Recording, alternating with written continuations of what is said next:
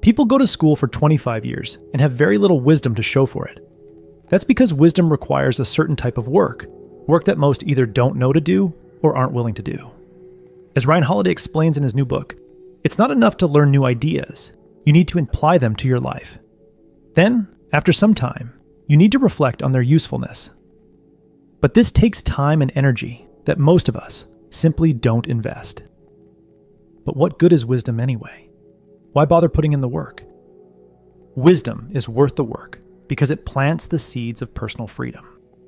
Wisdom gives you a deep understanding of yourself and the human condition, helping you let go of the destructive habits that trap most people, like the comparison trap. It helps you navigate the internal forces trying to hold you back, especially self-sabotage in the form of procrastination.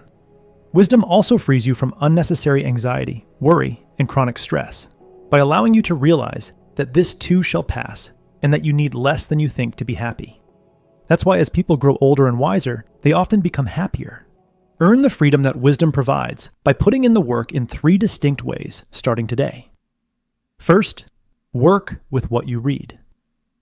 Read more books. Even in the age of AI, books offer something unique. Books contain years of lived experience, carefully refined, and take years to thoughtfully put together.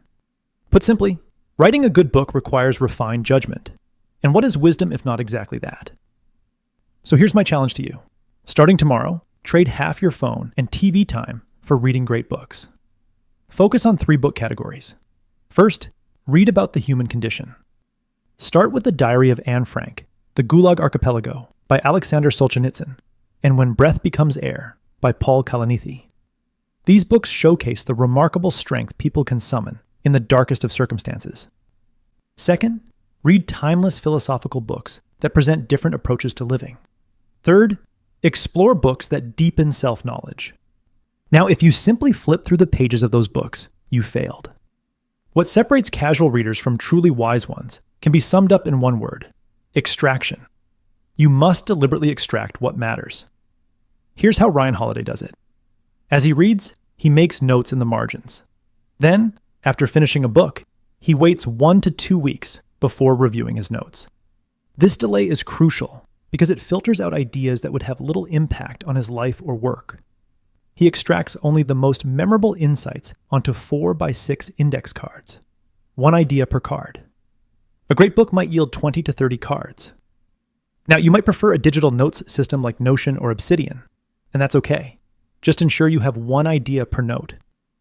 Ryan Holiday's note cards include 3 things: the idea itself as a direct quote or short summary, the theme that connects it to other ideas, like stoicism or apprenticeship, and a personal note on why it matters and how he might use it. Now, if you follow a similar method of extraction, you'll burn useful ideas into your mind and begin applying them in your life. The next way you must work to be wiser is to work to see your thinking.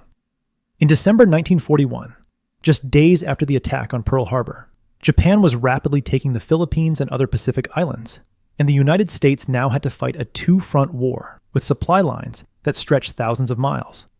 The U.S. Army's Chief of Staff, George Marshall, called in General Dwight D. Eisenhower into his office and asked, "What should our approach be?"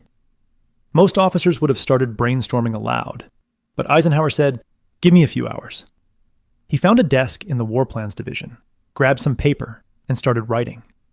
After pouring his ideas onto the page, he'd pause and push himself. Are these risks worth taking? What are the trade-offs? What am I missing?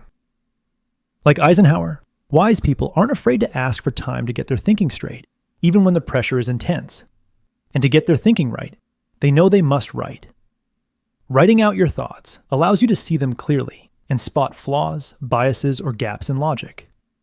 Joan Didion once said, "I don't know what I think until I write it down." Writing for her was an exploration, a way to discover what her mind truly held once it hit the page. Whenever possible, work to understand what you think on a topic before you open your mouth. The third way you can work to be wise is to work to be wrong. Most people use AI to be proven right. AI chatbots know this, so they're quick to affirm whatever ideas you throw at them. Earlier this year, I heard a story on the Daily Podcast about a man who became convinced by ChatGPT that he was on the verge of the greatest mathematical proof the world had ever seen. He wasn't a mathematician, so he showed his friends the chat history to see what they thought. It seems promising, they said. Encouraged, he emailed his AI-assisted work to mathematicians around the world. Not a single one responded.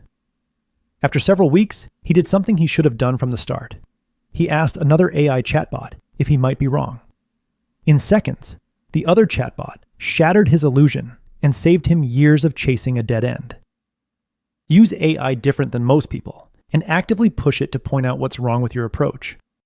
This could be a career path you've been on for years, a business strategy you haven't stopped to rethink, or an assumption you've never challenged. Develop thick skin and learn to take criticism without being demoralized. Those who cannot admit they're wrong can never become wiser.